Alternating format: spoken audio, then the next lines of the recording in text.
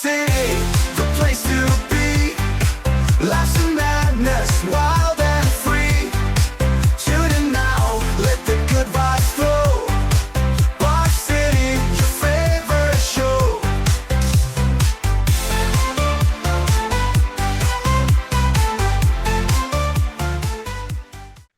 Welcome back to Bar City, episode 88. I'm Eric. I'm Kevin. So, how was your weekend? Pretty much the same as the last.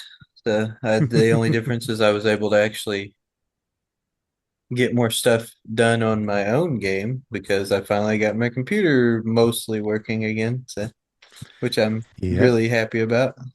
but still not good enough for our avatars, apparently.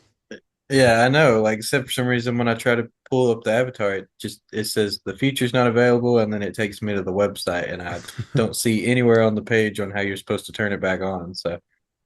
I guess Mm, I'll have to do maybe some Googling to see if someone else had that same problem and how they got it, maybe that feature turned back on. I don't know. So that's the only thing I can think to do. So yeah. how's your weekend going so far? So far, so good. Yesterday I just played around, watched the videos, and then I recorded a few lines for my buddy's audio drama. Uh, I got one more character to voice, but we're gonna see how I do after the podcast. My kind of made my throat a little sore doing some of those screams and stuff. Yeah. And then, having to do two different types of voices, it's kind of a pain sometimes, but I'm enjoying it. Yeah. And then the day, of course, I talked to my buddy a little bit on the phone, and we, did a little bit of editing on our tabletop for our LLC, and then kind of just I played the beginning of the uh Avatar Last Frontier or whatever it is. Um yeah, I Avatar don't know. Frontiers of Pandora. Yeah. Became free on Game Pass, so I had to try it out, and it starts out like right when they first land on the planet and stuff. You and your sister and a couple other Navi children are being taught to be ambassadors.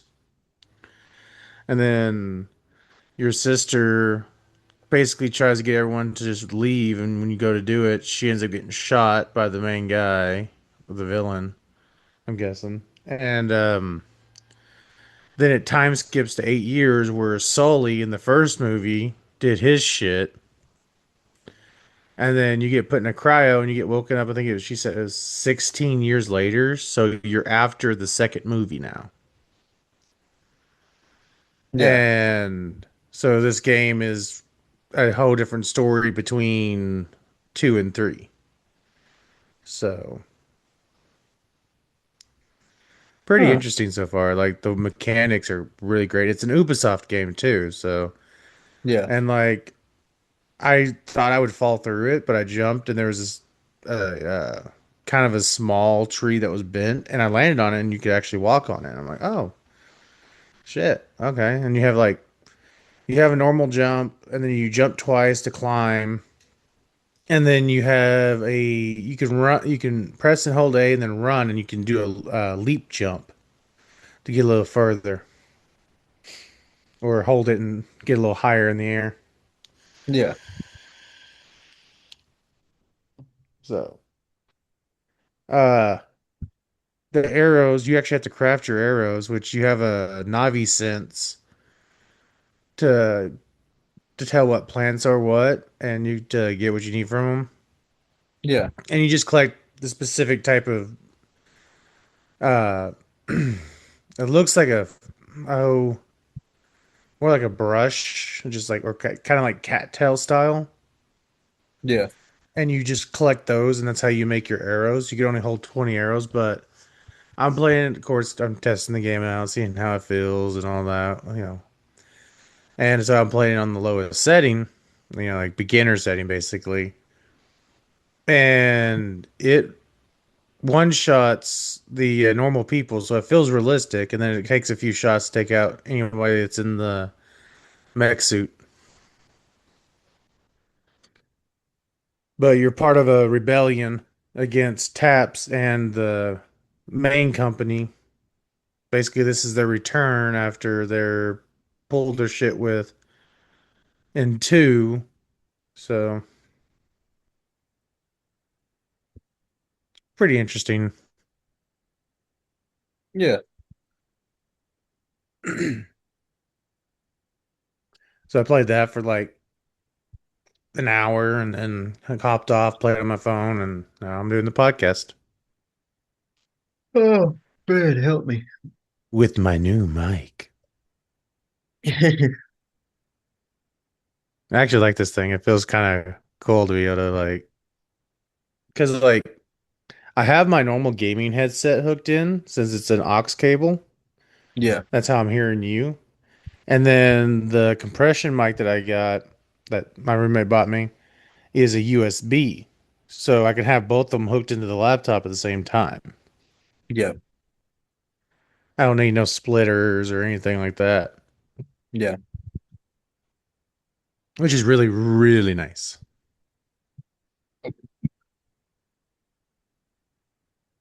Yeah, my other microphone I was using is headphones and microphone in one, and but it's started giving me a lot of problems. That's why I just stopped using it. Right now, I'm just using the microphone on my laptop itself. It technically does sound better than my headphone microphone because it is kind of a cheaper headphone set, but Yeah. I think it sounded probably a bit more condensed, but this Hmm. one, even though it has the quality sounds a little better, you probably hear like um more like There's more of an echo.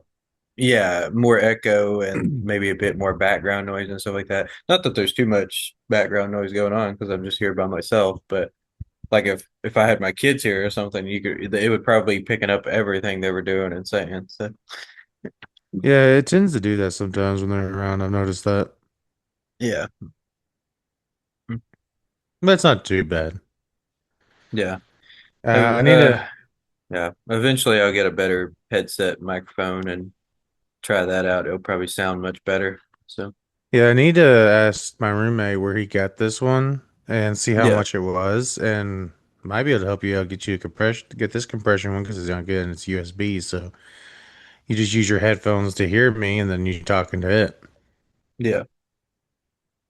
Yeah, speaking of which, that is also another thing on my the last like two episodes you may have noticed that I couldn't hear sometimes when you were talking, even though you were talking normal, and that's because I didn't have my headphones on when we were doing the podcast because I couldn't get my Bluetooth to work. It just that was one of the last few things on my computer that just stopped working. I was like, why is my Bluetooth not working?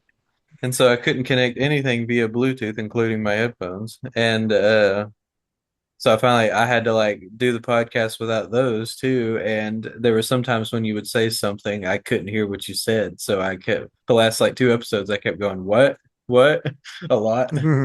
And but now I can hear you again because I got my headphones on because that was another thing that just immediately started working after I fixed my Wow. computer. So my computer, apparently, I don't know the specifics of all the technicalities of it. I mean, I'm not Yeah. really a computer, hardware guy. I know a little bit more about software than hardware, but I came across a Reddit post. I don't remember what subreddit it was in, but I came across the Reddit post and someone started describing a problem with their computer and asking if anyone could help with it. And as I was reading through their problem with it, it sounded almost exactly the same as mine. It was doing like all the same symptoms and stuff. I was like, hey, that sounds like my computer, what mine's doing. And I just figured it was, just the GPU just went kapooey, and because it just Yeah. wasn't loading up and all the games got the games that would load up got really laggy, and the games that some of them wouldn't load up at all. It just said it wouldn't be able to initialize the graphics and stuff like that because you know, and it was pulling up. It said the source of the problem on the description was from the graphics card, the GPU, and Mm-hmm. and so I was like, ah, crap, it sounds like my GPU went out, and I even did a little bit of Googling, and a few other sites I saw seemed to confirm that same thing. They're like, yeah, you'll probably either have to get a new computer or, replace your GPU. Well, since I was planning on like sometime next year upgrading my computer anyway, I was like, ah, screw it. I was like, I'll just put up with this, for until I finally, can save up enough to get my car fixed. And then after that, I'll go ahead and, just get a new computer. That's fine. So, Yeah. and but then, like I said, when I came across this, they were like, "It sounds like your GPU." I can't remember what the technical word was, and for the life of me, I can't find that post. And but Damn. essentially, more or less, the easiest way to explain it is it's sort of like your GPU. Sometimes, especially if you have a like a less expensive gaming computer like mine, and so sometimes it can lock up essentially. Mm. And they were like, "There's a software you can download that'll like uninstall it and reinstall it for you." And they were like, that should fix the problem. And I was like, what? And so when I went to go use it, right before when I went to go do the uninstallation and reinstallation part, I hesitated to do it because I was like, well, wait a minute. I don't even know any of these people online that are just like saying this. And I was like, for all I know, this may make my computer just start having worse problems. You know, I was like, maybe I shouldn't do this. And but then I saw an option below it that said disable the GPU in it, or the name of it on there, because it was pulling up two different types of GPU. I guess it has two different parts to it. I don't know. And Yeah. and so I clicked that option instead, and then I restarted my computer, and then when I went back to the option again, I clicked re-enable, and as soon as I clicked that, I did a diagnostic again on the GPU, and it said no problems detected, and I started checking everything, and everything just started working again. I was like, oh my God. I was like, after all this time, I could have just done that. Just needed a quick little slap and restart. Yeah, I know. Before, I also another thing I kind of fixed was the storage on my solid state drive. I mentioned before several episodes ago that I was like, yeah, if even if my computer can handle the Wayward Realms, they claim your lower end PC should be able to handle it. Well, I'll believe it when I see it, um, but I was like, the problem is I don't know if I'll have enough storage because I don't have that much storage left on my solid state drive. I was like, I guess I could install it on like an external hard drive or something, but then that'd be Yeah. such a hassle having to like have to plug the USB in every single time I want to play the damn game. And so I was like, I don't know. But I noticed when I went through my downloads folder, I had tons and tons of like folders and stuff like that, mostly from stuff I downloaded for my game. And then the other half of it was like mods I downloaded for Daggerfall that I wasn't even using anymore, like almost half of Mm. them. And so I went through and cleared all those out. And then like now I have a lot more space on so that was taking up a huge chunk of space on my solid state drive. I didn't even realize Yeah, that. So you have to, if you do modding for anything on them, you definitely have to make sure you uninstall them if you stop using them. You yeah, have to fully clear them out because with, mods being downloaded to your system and then uploaded into the game, yeah. they And that can was, kill but yeah, a lot of it was just folders. Like sometimes when the mod would have like an update or something, I would download the you. Hmm. update, but the old folder was still sitting in my downloads folder. And and I just didn't get rid of it. It was still just sitting there. So after like multiples of those building up, like I said, also including stuff that I downloaded for my own game because I have like plugins and stuff that I plugged into the engine that I'm using, and a ton of those Yeah. were all sitting in there too. So, and a lot of those Hmm. come with pictures and all that stuff that takes up tons of space. And so I deleted, and like I said, all those they didn't need to be sitting in there. So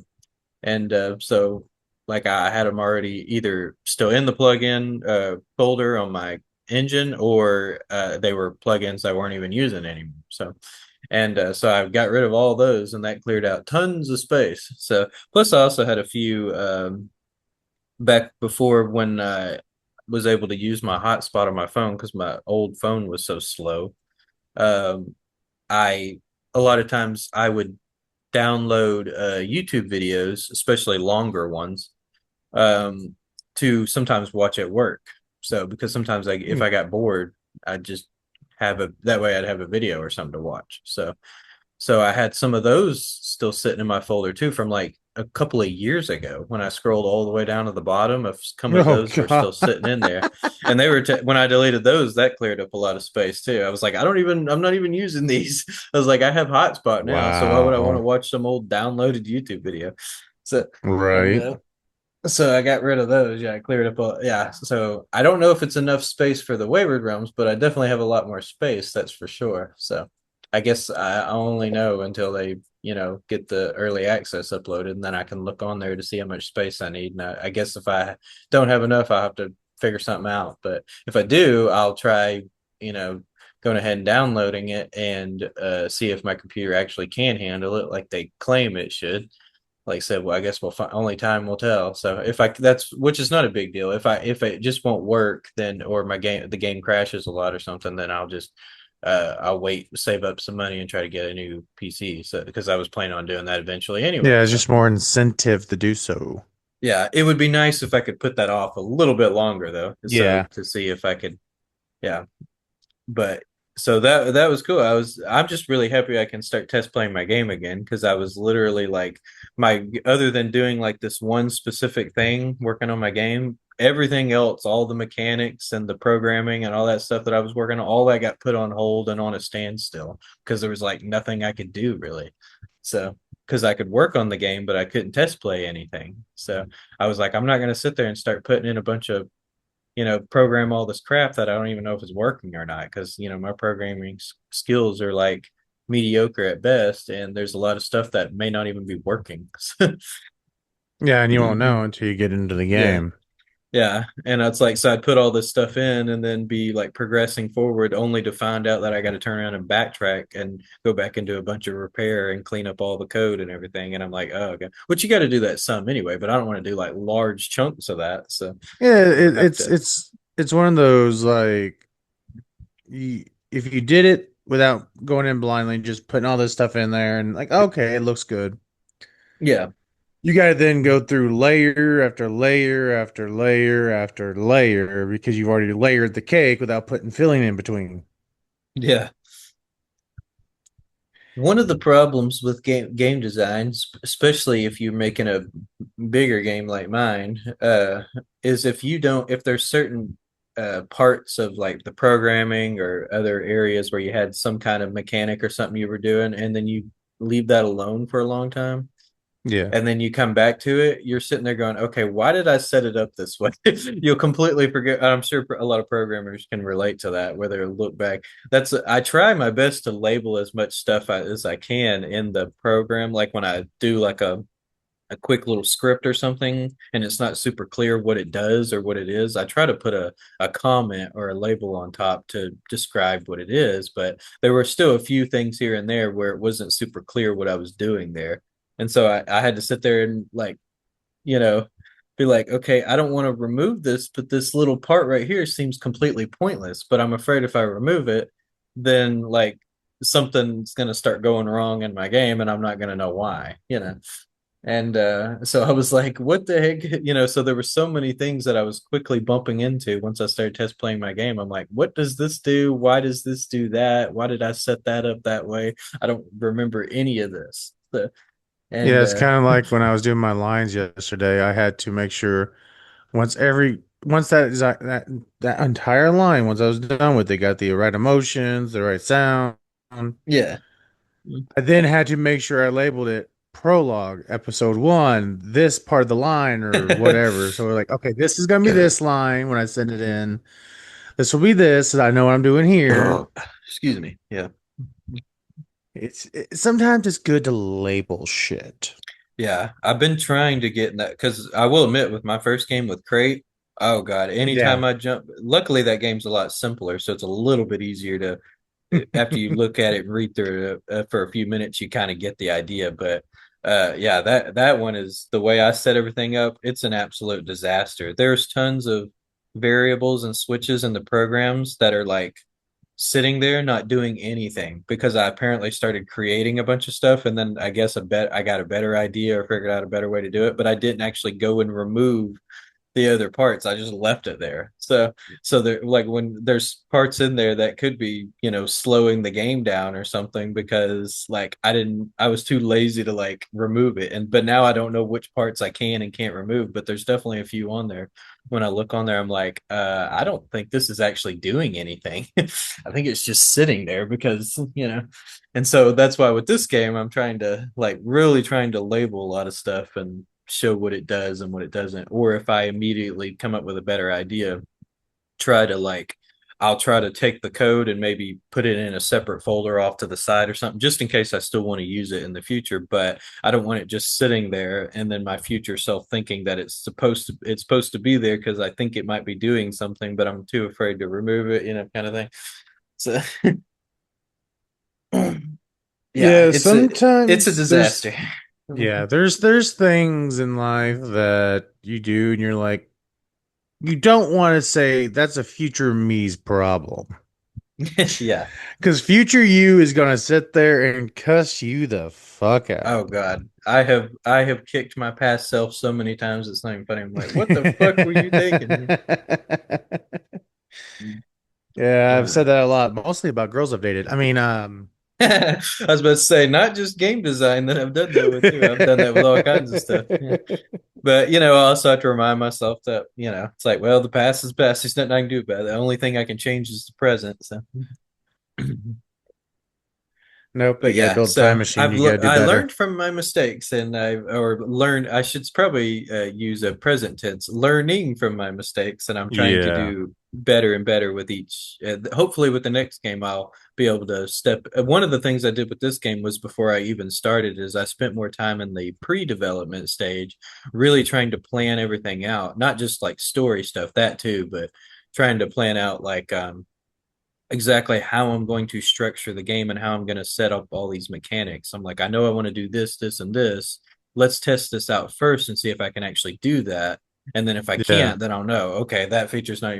But with Crate, it was so random. I was just trying things as I went. And so everything, again, it's a bit sloppy. And it also, you can tell with that game that there's certain features that were kind of tacked in there later, like particularly with the guilds and factions. When you play that game, you can tell that was a afterthought feature because it actually was. That was never actually planned originally in the game. I just put that in there, and later on, like way later in the development stage, and but with this game, Yeah. every feature that's been put in there so far, that was all planned out and thought through and stuff like that. But there's still some messiness here and there. So hopefully with the next game I'll learn even more and I can really plan things out even better. So and be more efficient with it. So I mean, that's just how you run things. You just test it and go and make the next one better than the previous. I mean, you just build yeah. upon what you've done. I mean, it's like with the tabletops I'm building, there's so many tabletops I've made, and so many of them like, why did I set the system up like this? Like the character sheets, my wife does a fantastic job making them. So they're like one of the only things I'm like, huh, Excuse me. I don't have it. I don't want to kick my, past selves in the ass for it because, and then I look at why did I use that terminology for that?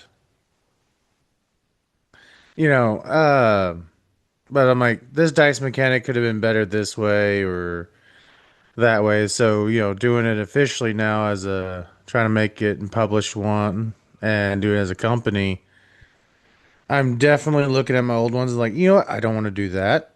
I don't want to do that. I want to do this, this, and this now. Yeah. So hopefully, when I actually, we actually publish the first one, it's actually good. But, uh,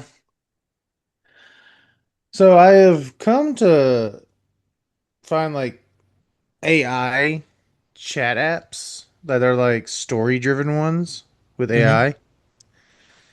And now it kind of sucks that, these companies, they're like, oh, you want the ones that actually remember everything after like the 100th message. You got to pay for it, but it's still fun in the end.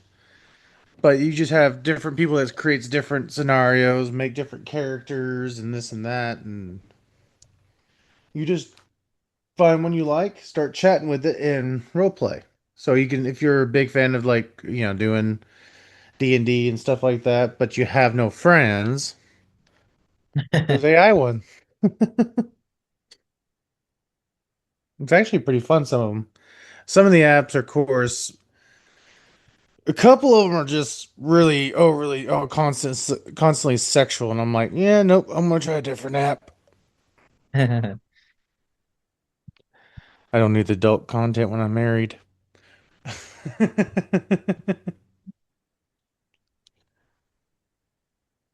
But so every time I'm at work lately, I've been messing with that Yeah. because something I can just stop texting real quick and then do the job and then go right back at it.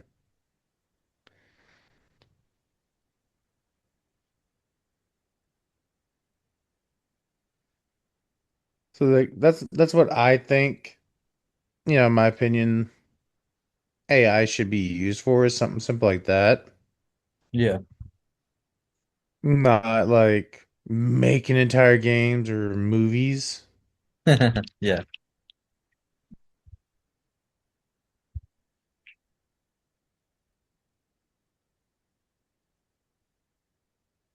Oh my goodness. So apparently they're doing season 13 of American Horror Story. Oh, really? Yep. I'm gonna butcher her name and I apologize. Gabiri, I don't know. Sidby. She's the actress who plays Queenie.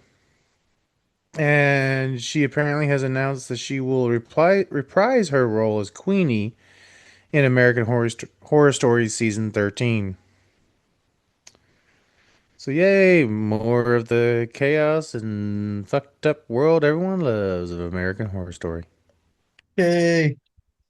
Hmm.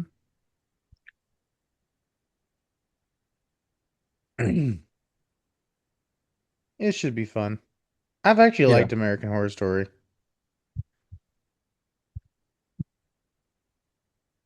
I've never watched it. Yeah, it's if you like over the top messed up shit, because like it's basically an anthology series that all connects into one world. That's why I really love it, and you don't always understand what that the world is connected to later. Hmm. It's like it's later seasons. They're like, oh yeah, turns out, guess what? We had set this all up, and you never realized it. Excuse me. Hmm. My voice is starting to give out on me.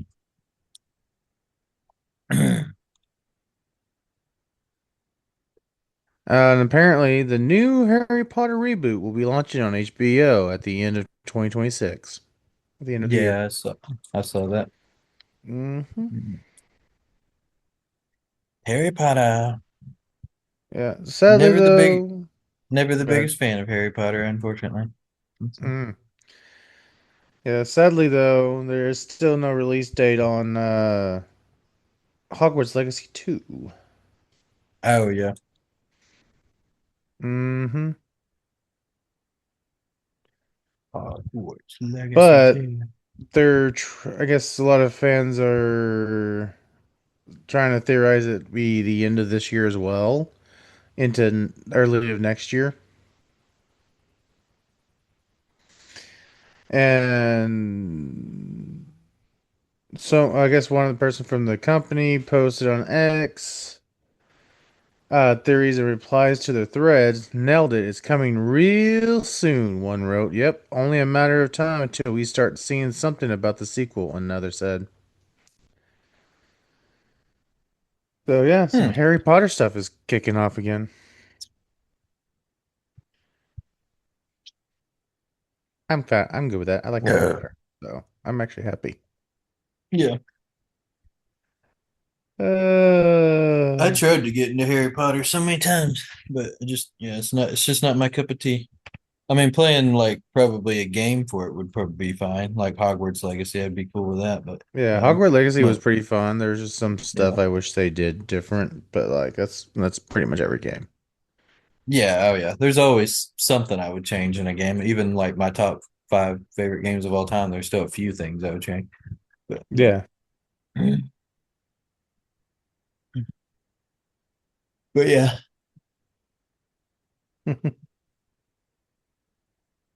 Oh, Oh the man. new Spider-Man movie. People Oh, keep no, I can't stop asking yawning. people keep asking Andrew Garfield if he's going to be in it since, he was in Far From Home. Or No Way Yeah, Home, I mean, yeah. with Tobey Maguire. And he keeps their whole thing is because there's a scene where it shows in the trailer of Tom Holland's Spider-Man jumping off a building across going after like as the members of the not foot the hand. I'm thinking Ninja Turtles real quick. He's jumping back at him from a different building, and a lot of fans say there's too much space underneath him, and that there's like the eyes of some of the bad guys are looking downwards, like not at him like some of the others are. They're looking straight forwards, like they're coming for someone else under him. So a lot of people are fan theorizing. There you go, a new word for you. There you go. Ah. um, that there's someone else, potentially one of the other Spider-Men, and they keep asking Andrew Garfield, and of course, one of the interviews, he was kind of judging around it for a little bit, and then all of a sudden he's like, "You did hear that I didn't say no, right?"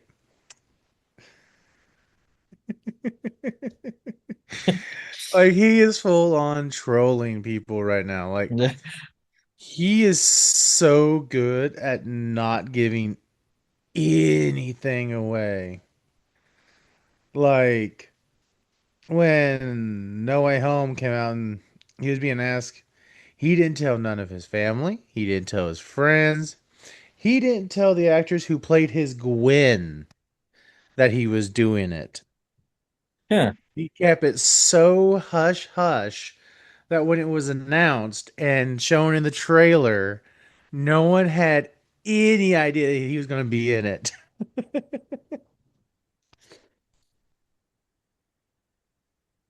So it's one of those, is his silence saying yes, or is it actually saying no? Because you can't tell with him. He keeps it so secretive. Yeah.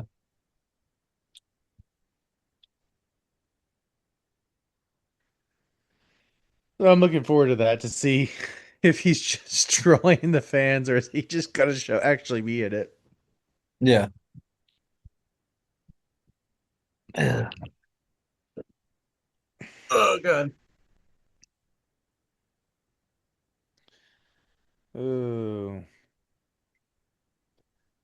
So you like the Brendan Fraser Mummy movies, right? I'm not really the biggest fan of them, but there's the first one's all right. Hmm. Well, So of course I've mentioned that they're making another one for his movie series, and then they're making a actual horror, The Mummy, right? Yeah. Well, rest assured to people who didn't like the 2017 one, it's not a female Emotep, which that one wasn't even Emotep either. So, but and it's because that Brandon Fraser's use Emotep like the original Mummy movie, Yeah. and they haven't been touching that. But this one is going into a completely different way from what I read the other day. And it's what it's doing is it's going to be about a young girl that gets lost in the desert and then gets possessed by the mummy. Hmm. So it's about curses and possessions. Yeah. Don't know how further it'll go in that, like if the mummy will leave her and do whatever, but Yeah. Makes sense. Obviously, I needed a bit more context, I'm sure, but that sounds a little bit like the plot of the Mummy from was it the 50s or the 60s that that movie came out? That was a more I think so. horror type movie. I Hmm. like that one. That one's kind of like that too. The Mummy puts a curse on that woman that he likes, and she is like, yeah, she has like she's like has like kind of sort of a spiritual possession over her.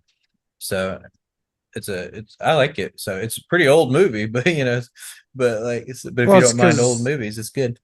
the Dark Verse is trying to bring a lot of their Mm. stuff back to the limelight again in the current years. Yeah.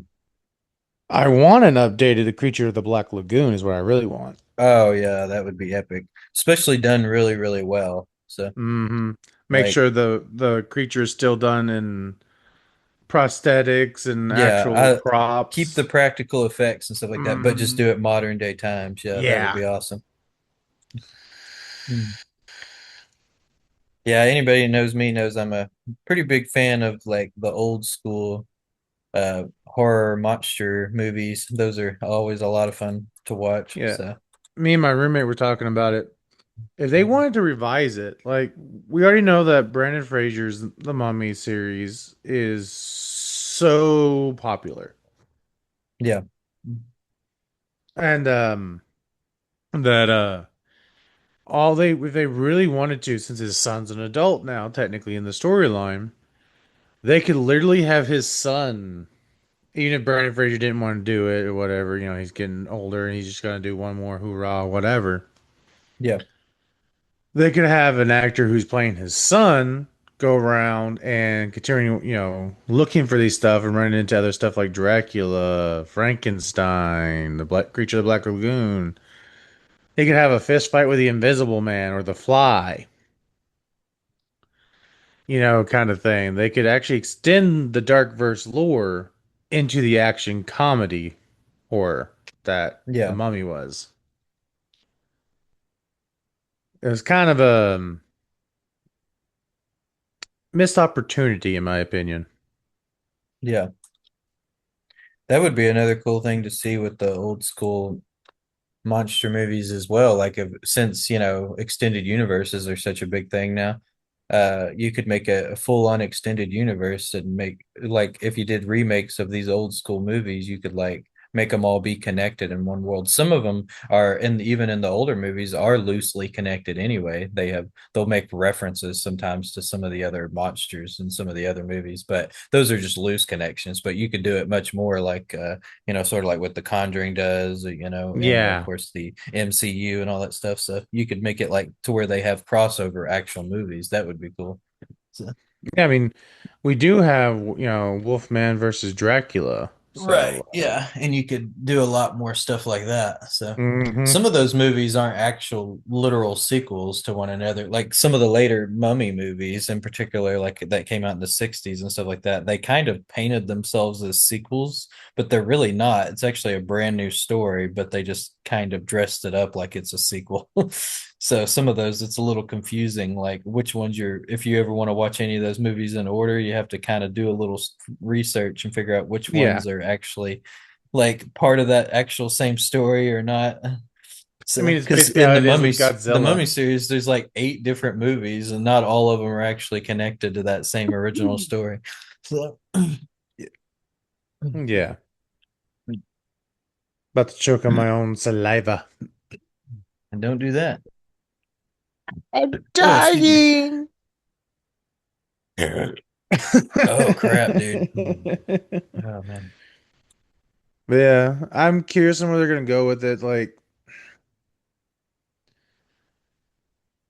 I want the dark verse, the dark monster verse, whatever they call it, to come back to life. Because I do, again, I love the old Frankenstein movies and Hmm. Wolfman, and I think, in my opinion, the remake Wolfman that they try to, refresh things up with again was good. It felt, very um love lettery to the originals. Yeah. Because it was still all, practical effects for the most part, just cleaner. And then, but I don't know. People, I guess, are not into the monster movies anymore, unless it's Yeah. giant monsters. Yeah. Like, I also noticed horror is going more, it's either a slasher or over the top gore and ghosties and demons and shit and culty stuff. Yeah. No one wants like a classic, monster showing up and Yeah. Which I love all the slasher movies coming out too. I'm a huge fan of hmm slasher movies. But yeah, it would be cool to see some more variety, like with with the monster movies and stuff like that. Add those in too. That would be awesome. So, Because, like, uh, honestly, as yeah. much as I love zombie movies and shows, and I like slasher films, some of my favorite films are slasher films, I want some good old, like, it doesn't even have to be like, Frankenstein, Dracula, Wolfman, all that kind of.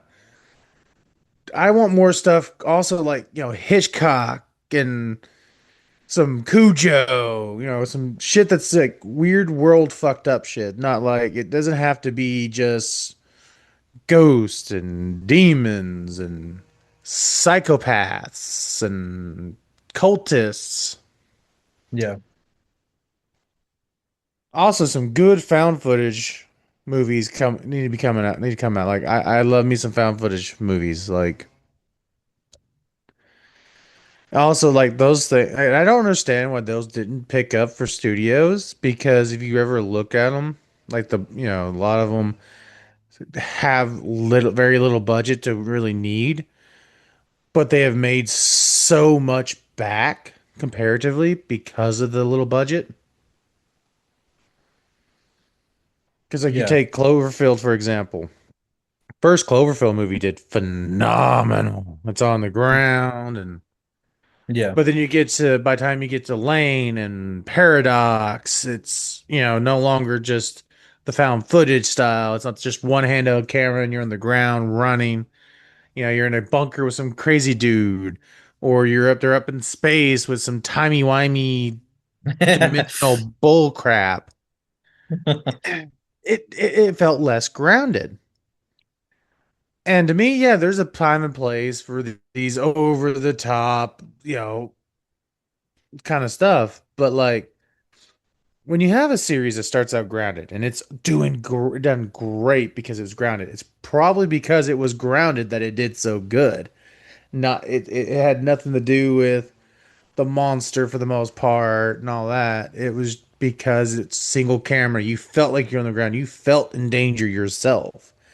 You don't fully see the monster. You don't, for the most part. Like, you're left just as in suspense as the characters are. Yeah. So that's also why I'm a big fan of practical effects. You could do so much more with practical effects, honestly, than CGI. Yeah. Which is weird. You'd think CGI could do way better. Maybe Yeah. in like another 50 years, but like you take CGI and do it to a TV show, half the time it looks crappy because, well, they don't get the budget for it as very often. Yeah. Also, like you take the CGI'd Iron Man suit in later MCU installments, it doesn't have that same like ooh smooth cleanness as his prop suit going around him. You know what I mean? Yeah. Another thing I wish a lot more, which some modern day horror movies got it nailed pretty well, actually. But I wish more of them understood the importance of lighting. And actually, Yes. lighting is important in any movie, but especially in horror movies. It really creates that atmosphere that you really Mm-hmm. need for the movie to work. So.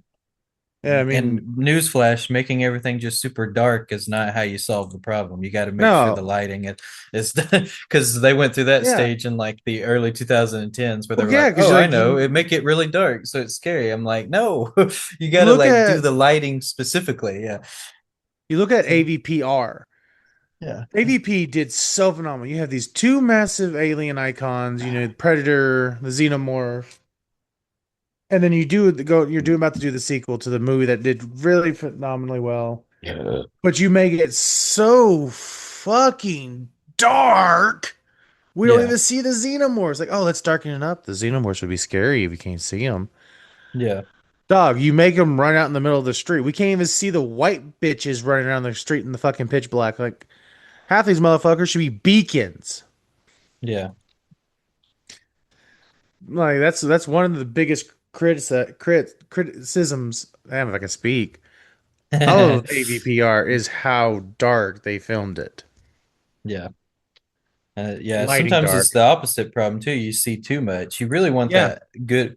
That's why like careful lighting and really thought out lighting would really, give you that sweet spot. You Like want what some mystery there, but you don't want to see too much. But yeah, you don't want everything just super dark either. Like you yeah, want, you I know, I like when you see like the lighting is dimming through certain hmm sections because there's like this dark section over here, but the people you're focusing on are in maybe a slightly dim section or a little bit brighter section.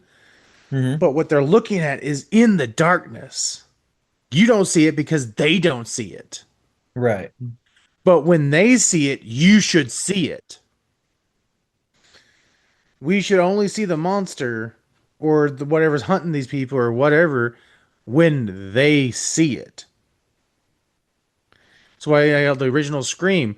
We didn't see him coming until he was already making his appearance, and they're seeing him Yeah, and now it's most too of the late time. by the time you, yeah. Yeah, I mean, that's how you work it. You make certain areas. You just have to mix in the light and dark. It's over here's got to be dark. Over here's got to be a little bit lighter. Over here's a little bit, you know, lower the lighting just a smidge here.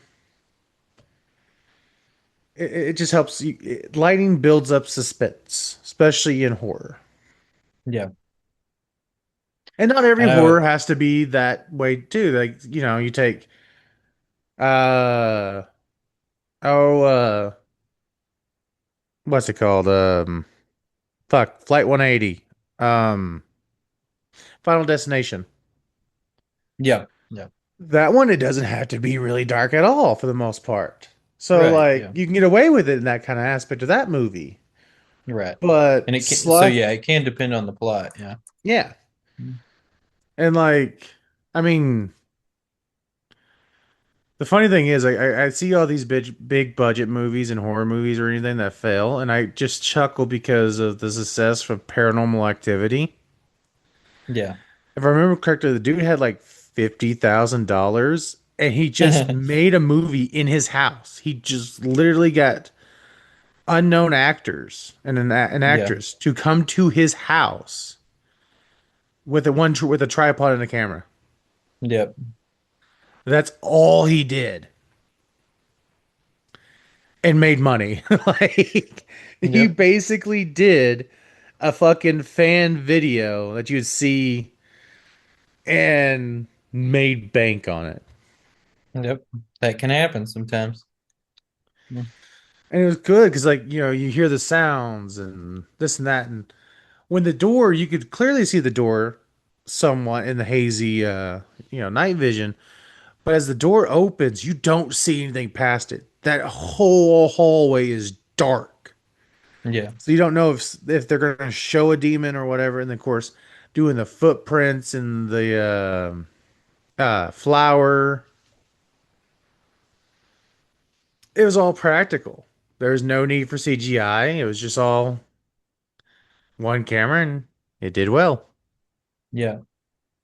Plus, I mean, with Paranormal Activity, there's so many things I think what makes that movie work pretty well, scare factor wise, is you don't really, a lot of the things are out of camera, like you hear what's going on and you can picture it in your head, but you don't really see it. Hmm And It, so it, I think them obviously not having a budget to actually show what it is, I think helped in that regard, actually oh make it yeah, a bit spookier. I So, mean, even on the mm, most of the next installments, some of them not so good, but yeah. I mean, they still never showed it. I think I only watched the second one after is the only sequel I saw. So Yeah, if I there's remember more. correctly. And they also Yeah, I know have there's a several of them. prequel one, Mm. which Yeah. talks about how you end up seeing how the sisters get the demon attached to them. Hmm. But like the closest you get to seeing the demon is in the first one, and it's realistically her face when it starts to tort before she jumps at the camera. Yeah. That's basically your insight to the demon. That's the only. It basically is like, we'll make your imagination come up with something worse than we probably ever could have done.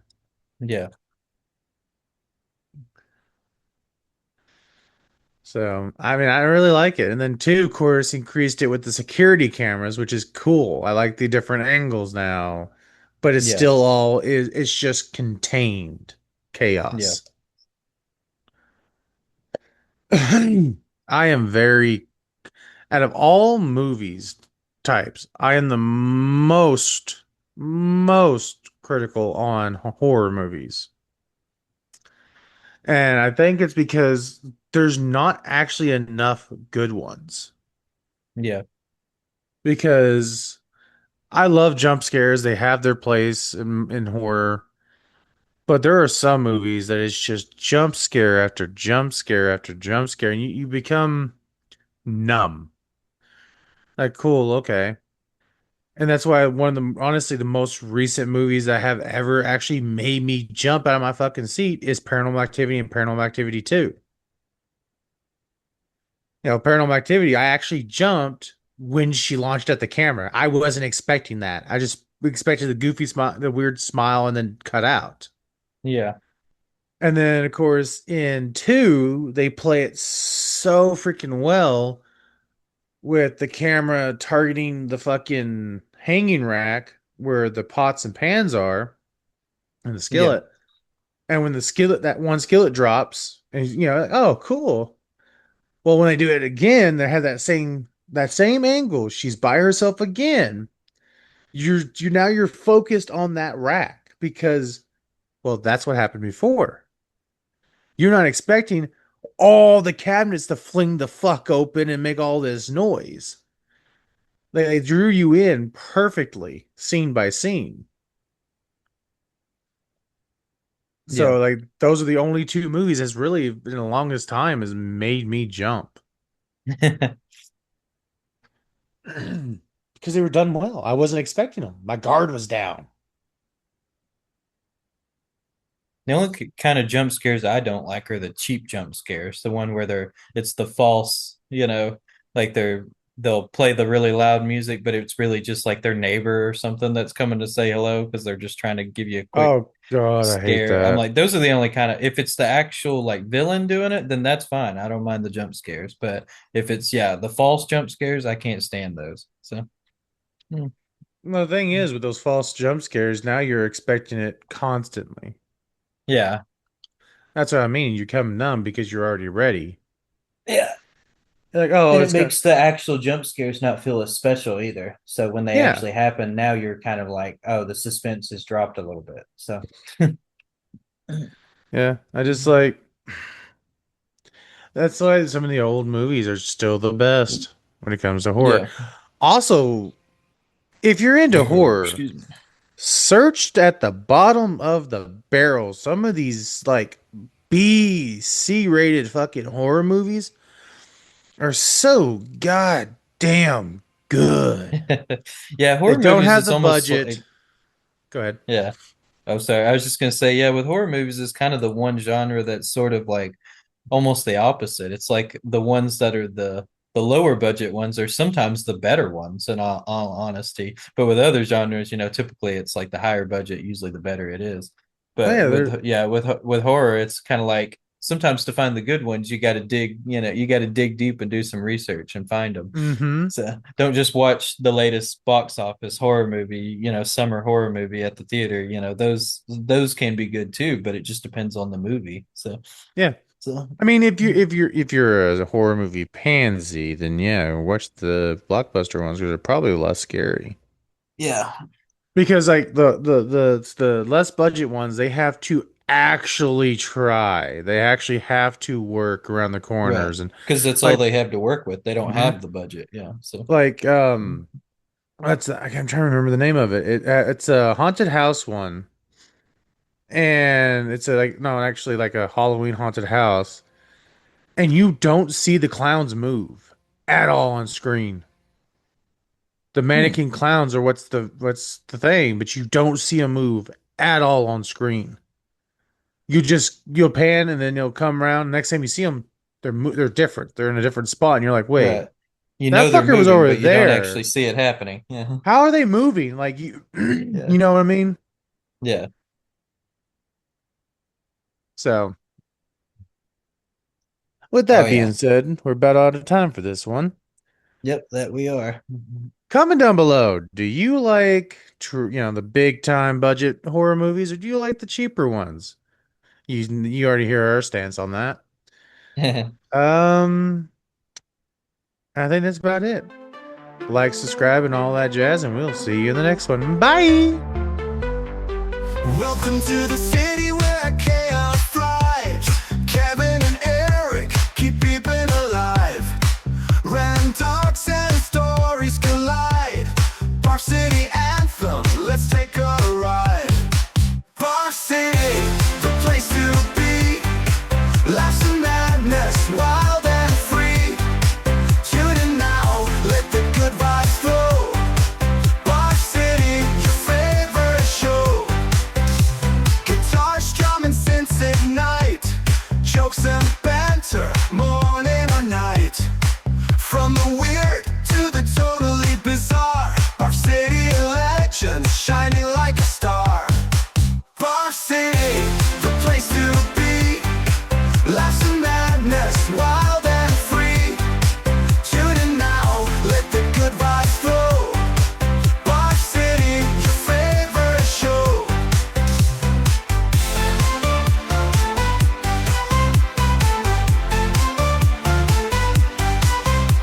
Guitars, drum and synths ignite. Jokes and banter, morning or night. From the weird to the totally bizarre. Bar City, a legend, shining like a star. Bar City, the place to be. Laughs and madness, wild and free. Tune in now, let the good vibes flow. Bar City, your favorite show. Eric drops a pun, Kevin rolls his eyes. Stories take off, reaching skies. They'll talk about